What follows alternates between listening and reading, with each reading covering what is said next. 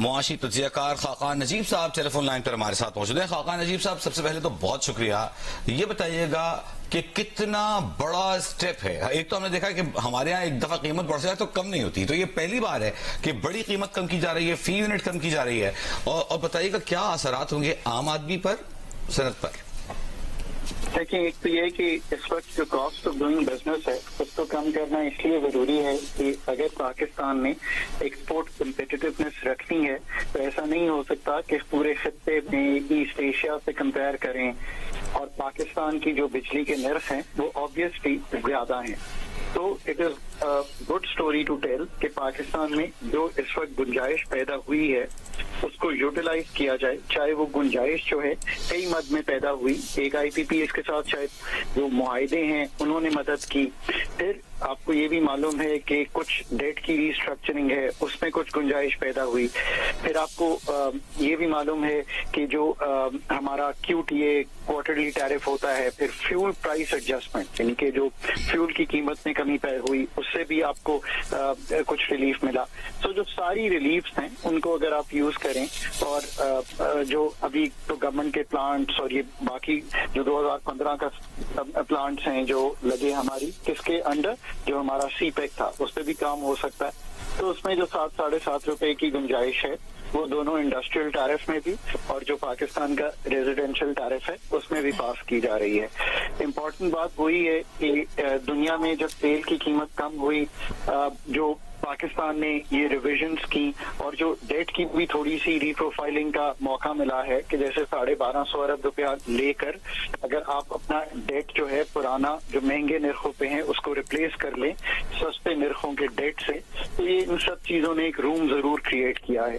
But the important point is کہ اس روم کو ہمیں کیئرفلی یوز کرنا چاہیے بیکاز ابھی بھی جو ہمارے اسٹرکچرل مسائل ہیں بجلی کے، ہمارے جو ریگولیٹری مسائل ہیں، ہمارے جو پرائیویٹائزیشن کی بجائے جو اسٹیٹ رن اینٹیز ہیں ساری ڈسکوز بھی جینکوز بھی، اور ہمارے جو ابھی بھی معاہدے سی پیک اور جو گورنمنٹ پلانٹس ہیں ان سب پہ جو کام ہے وہ ہونے والا ہے.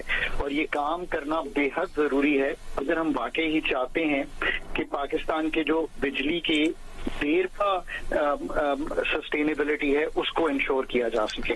اس کے ساتھ ساتھ میں ہمیشہ کہتا ہوں کہ G S T, income tax, sales tax, extra tax, P T V fees, ان چیزوں کو بھی دیکھنا جو ہے وہ بڑا ضروری ہے. اور یہ تبھی ممکن ہو پائے گا اگر ہم یہ بلیو کریں گے کہ ہم ڈائریکٹ ٹیکسیشن کی طرف جا سکتے ہیں اور ان مسئلوں کو پاکستان کے جسے آپ کہیں گے انڈائریکٹ ٹیکسیشن سے نکال سکتے ہیں.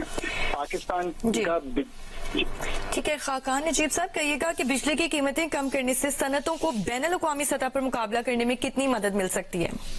تو یہ بات آپ کی بہت امپورٹنٹ ہے، جیسے کہ پاکستان کی اس وقت جو بجلی کی کاسٹ ہے وہ آبویسلی خطے میں بھی اور ایسٹ ایشیا میں بھی چائنا سے بھی کمپیئر کریں تو زیادہ ہے. تو دیٹ پٹس، اور اسپیشلی آپ کو پتا ہے کہ اس وقت جو ایک ٹیرف وار شروع ہوئی ہے 29% ٹیرف جو ہے وہ پاکستان پہ بھی لگا ہے.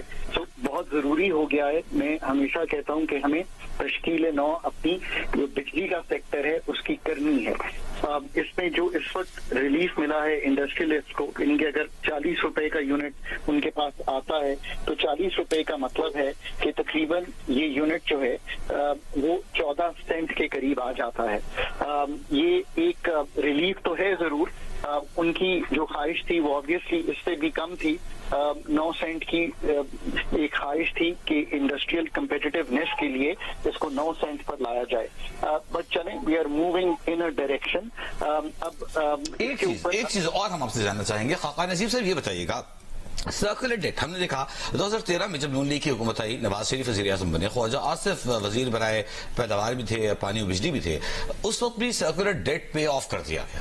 یہ کتنا وائز ڈیسیجن ہوتا ہے؟ دوبارہ چڑھ گیا 2393 ارب، تقریباً 2400 ارب کا قرض گردشی ایک بار پھر ہمارے سر پر آ گیا.